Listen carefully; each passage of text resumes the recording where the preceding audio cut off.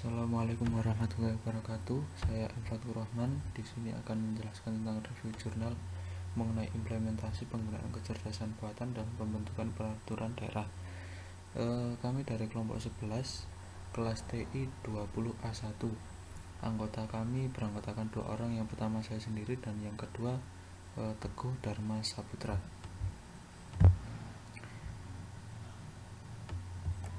Jadi pada implementasi penggunaan kecerdasan buatan dalam pembentukan peraturan daerah ini ada sebuah permasalahan penelitian.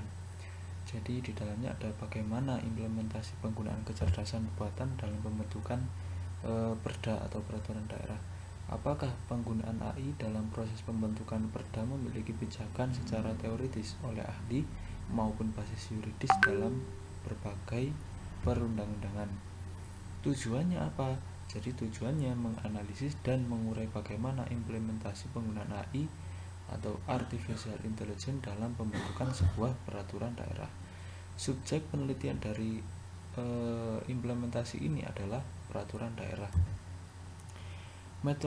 Metodologi penelitian yang digunakan adalah hukum yuridis normatif. Terus metode analisa, langkah pemecahan dan bahasa pemrogramannya adalah sebagai berikut. Metode analisanya menggunakan metode kualitatif dengan logika berpikir deduktif dan studi pustaka. Langkah pemecahannya tidak dijelaskan lebih lanjut, juga bahasa pemrogramannya juga tidak ada.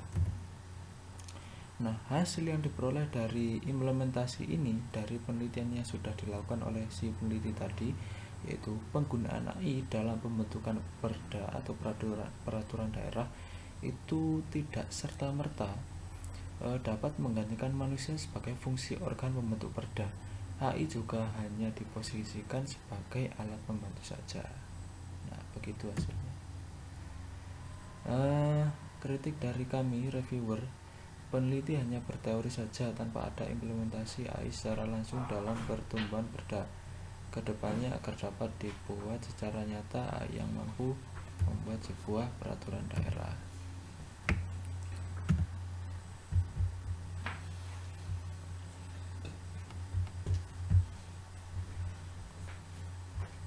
Lanjut ke materi kedua, jurnal kedua, yaitu tentang pengembangan website Karang Taruna Pemuda-Pemudi Sejati Jambur Pulau sebagai media promosi produk desa berbasis kecerdasan buatan.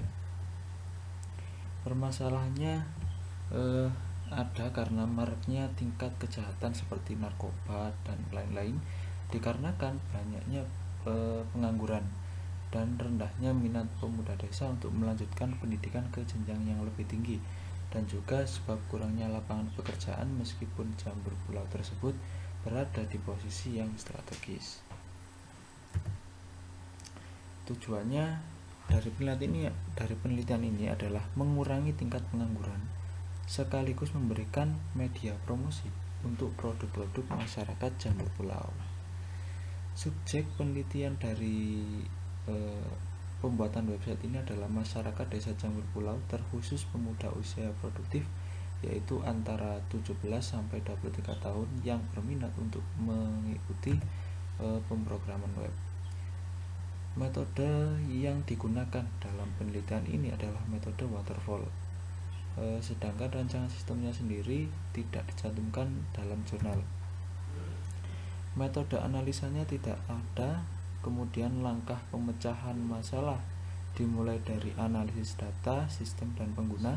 Kemudian setelah dilakukan analisis, lalu selanjutnya pengembangan website dengan fase SDLC. Setelah SDLC selesai, lalu dilanjutkan dengan pembentukan HIPO, dan terakhir adalah pengujian sistem atau website.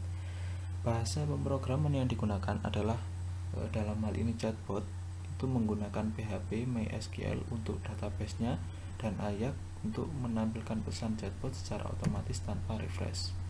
Hasil dari penelitian ini adalah